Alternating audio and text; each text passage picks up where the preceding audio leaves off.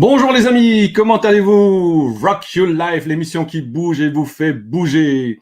Depuis le 11 mai, la vie ne sera plus jamais la même. Avec tous ces changements qui nous attendent, nous devons nous adapter.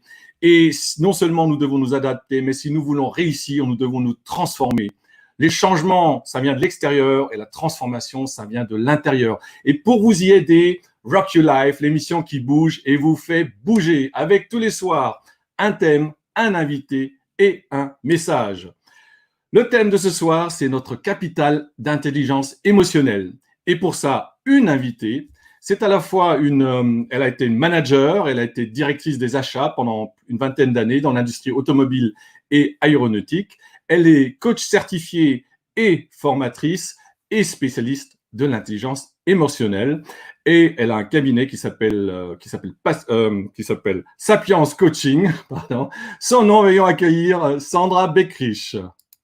Bonsoir Sandra. Bonsoir Francis. Comment vas-tu? Très bien, je te remercie. Très très bien. Bon, est-ce que ton intelligence émotionnelle est positive? Elle est positive aujourd'hui, tout à fait. Alors, qui es-tu pour nous parler de ce sujet-là, de l'intelligence émotionnelle? Eh bien, écoute, tu le disais, je suis spécialisée en intelligence émotionnelle. Je suis notamment formatrice et consultante en langage non verbal, des expressions faciales. Mhm. Un modèle qui s'appelle le modèle mimique résonance, développé par l'académie Elert Science of Emotions. Mhm. Et également, je suis certifiée EQI et EQ 360, qui sont des diagnostics d'intelligence émotionnelle qu'un particulier ou une entreprise peut mener pour identifier son niveau de compétence émotionnelle pour ensuite, bien sûr, le développer. D'accord, donc tu interviens en entreprise et ce soir, tu vas nous en parler de l'intelligence émotionnelle au sens plus large, non seulement en entreprise. Alors la première question, c'est quoi l'intelligence émotionnelle? Oui, donc l'intelligence émotionnelle, c'est l'ensemble des aptitudes, ce sont des aptitudes sociales et émotionnelles qui décrivent comment d'abord nous nous sentons, comment nous nous percevons, nous nous exprimons, nos rapports finalement relationnels, comment nous développons nos relations, et enfin comment surtout nous agissons dans la difficulté. D'accord, alors pourquoi capital? Oui, pourquoi le capital? Pour deux raisons. D'abord parce que nous sommes tous dotés d'un capital de Mhm. compétences émotionnelles que nous pouvons développer. D'accord. Et ensuite parce qu'aujourd'hui, l'intelligence émotionnelle est capitale. C'est finalement l'ingrédient essentiel de l'excellence.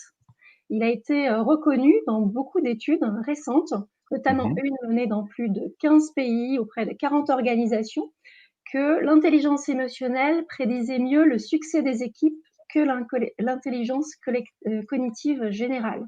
Donc il est capital aujourd'hui de commencer à développer de plus en plus son intelligence émotionnelle. Donc ça veut dire que nous avons tous cette intelligence émotionnelle et donc ça nous fait dire qu'il y a différentes formes d'intelligence, hein, puisque tu parlais de l'intelligence cognitive, donc intellectuelle, et puis il y a cette intelligence émotionnelle qui est peut-être ou a été pas vraiment valorisée jusqu'à présent.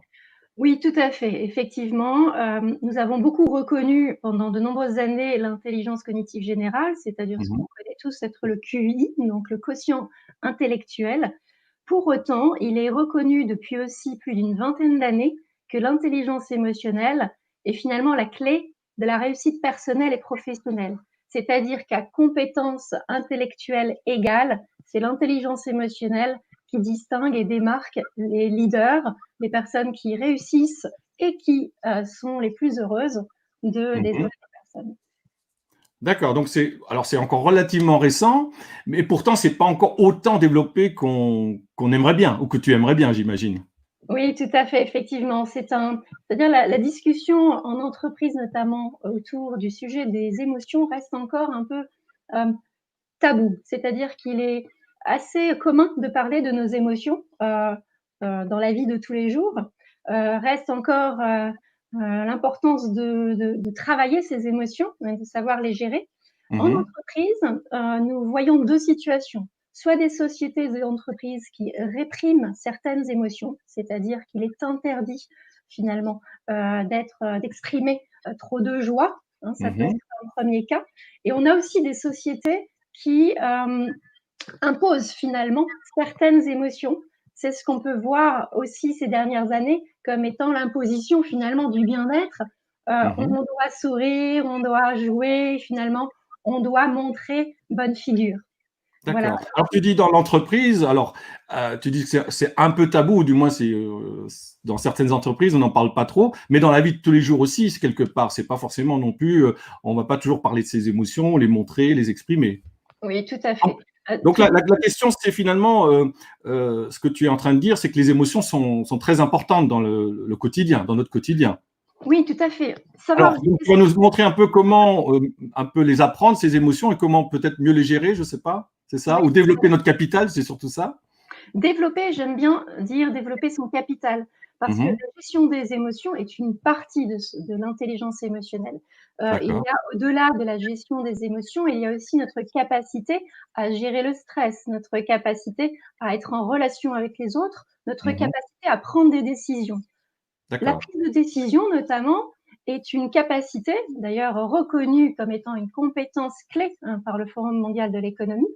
La prise de décision dépend aussi de notre intelligence émotionnelle. C'est-à-dire que nous sommes capables de prendre une décision adaptée, alignée avec nos valeurs et dans le but recherché, à partir du moment où nous sommes dans une expression constructive avec l'autre, d'accord? Donc le rationnel, finalement, fonctionne bien et donne toute sa valeur ajoutée à partir du moment où nous gérons les émotions.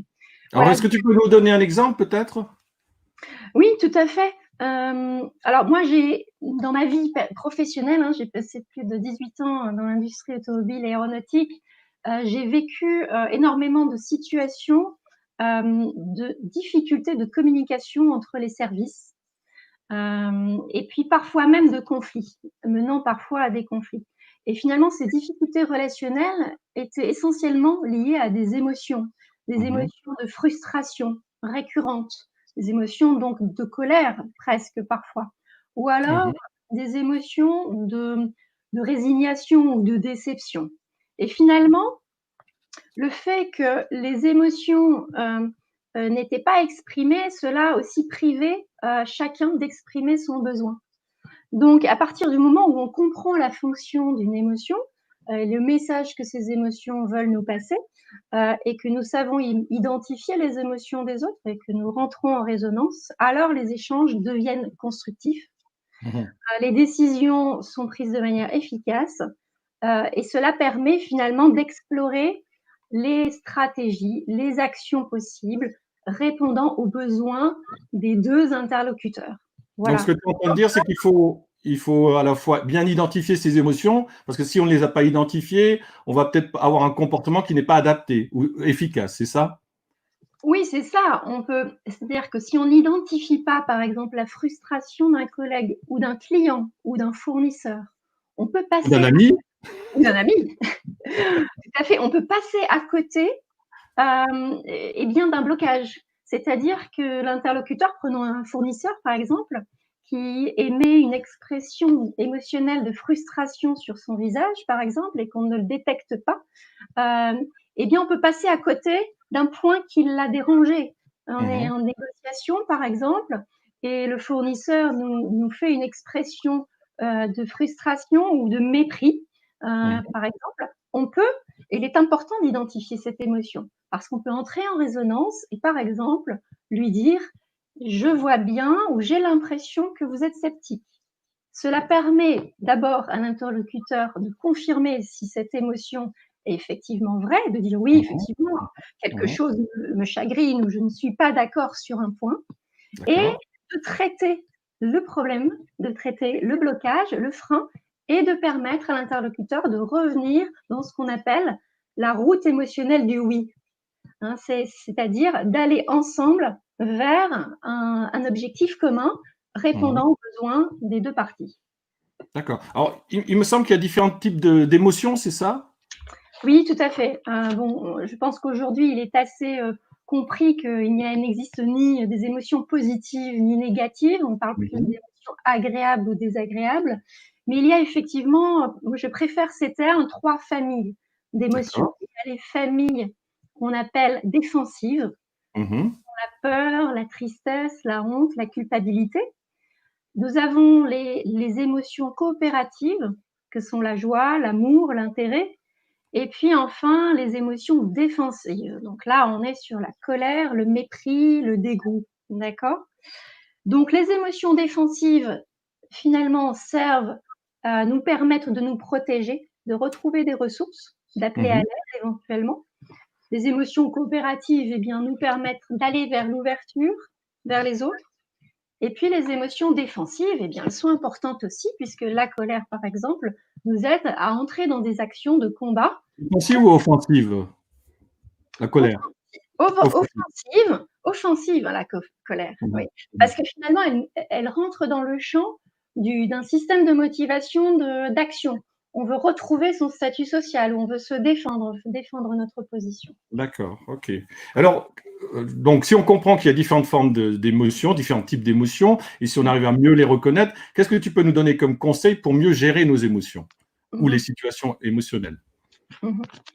Alors, on l'a vu, hein, on l'a entendu dans l'émission aussi de mardi, il est important de nommer les émotions. Alors, pour pouvoir les nommer, il faut d'abord les identifier. Donc, je dirais que la première des choses, c'est de s'éduquer. S'éduquer sur l'intelligence émotionnelle. Savoir quelles sont les émotions primaires, savoir comment elles s'expriment pour pouvoir les identifier soi-même, hein, ses propres émotions et celles des autres. Peut-être tu peux nous rappeler les émotions primaires, juste? Oui, donc les émotions primaires, on l'a dit tout à l'heure, alors on en a en tout 12. Hein. Donc là, j'ai dit tout à l'heure qu'il y avait, la peur, la tristesse, la honte, la culpabilité. Ensuite, on a la joie, l'amour, l'intérêt, la colère, le mépris, le dégoût.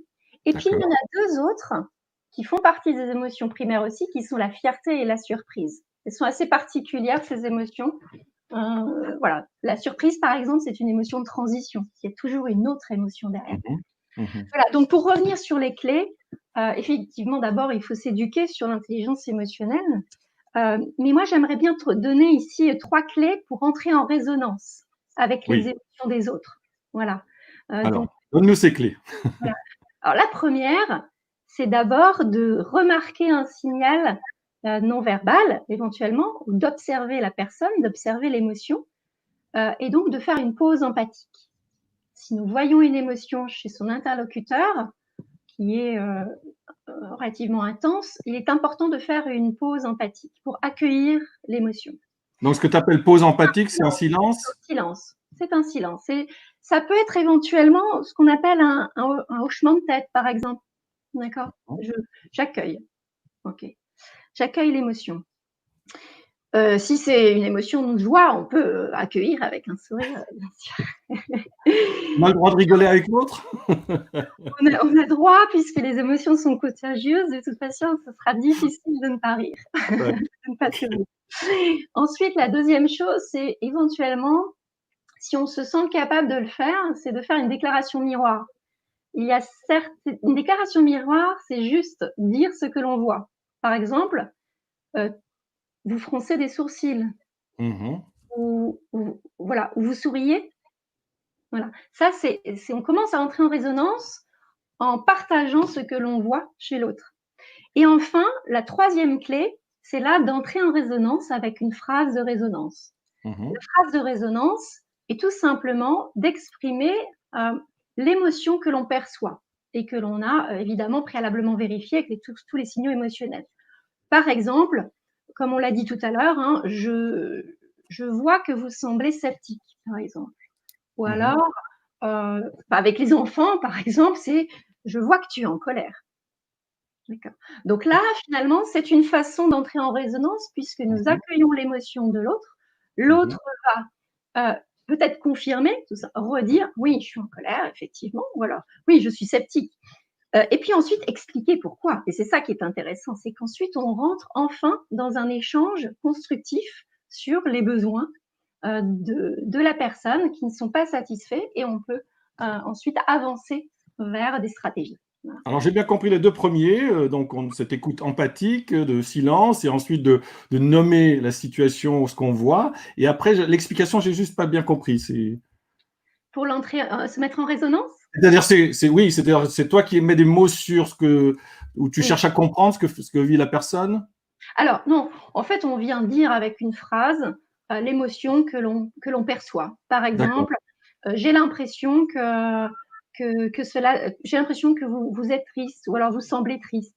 Notamment d'ailleurs en accompagnement, évidemment, on le fait énormément, d'être en empathie avec le coaché, et donc d'accueillir l'émotion en non-verbal, mais également en verbal au travers d'une phrase de résonance. Voilà. Ce sont des clés qui sont essentielles. Je projette encore une situation en entreprise, par exemple, où un manager va voir un collègue de son équipe qui va exprimer une émotion, par exemple, de mépris, alors que l'ensemble de l'équipe est en train de valider un plan stratégique, par exemple. Et là, le manager dit à son collègue, à son collaborateur, valides-tu le plan stratégique? Et le collègue répond, oui, oui, avec un pincement de lèvres sur le côté. Le manager, s'il est capable de voir cela, il peut entrer en résonance et lui demander, il me semble, ou tu sembles sceptique, il y a quelque chose qui te dérange dans le plan stratégique. Et là, enfin, on met les choses, les faits sur la table, et on est capable d'entrer en discussion de manière très rationnelle ensuite, et de prendre les meilleures décisions. Oui, oui. Voilà, en fait, ça évite les incompréhensions et surtout les non-dits. D'accord. Donc c'est très important oui, justement d'exprimer toutes ces situations et c'est ça, développer son capital intelligence émotionnelle. Alors, on va bientôt écouter le regard du coach, le conseil du coach.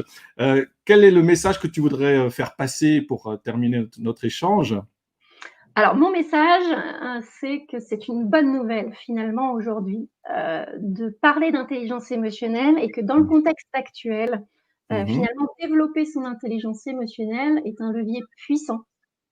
Puissant, pour rebondir personnellement, professionnellement, et enfin que les entreprises émotionnellement intelligentes sont celles qui sont les mieux finalement équipées pour survivre et prospérer.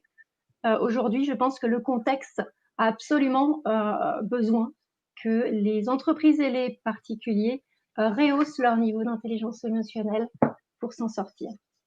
D'accord, très bien, merci Sandra. Eh bien, nous allons écouter le regard du coach et puis après nous reviendrons tous ensemble.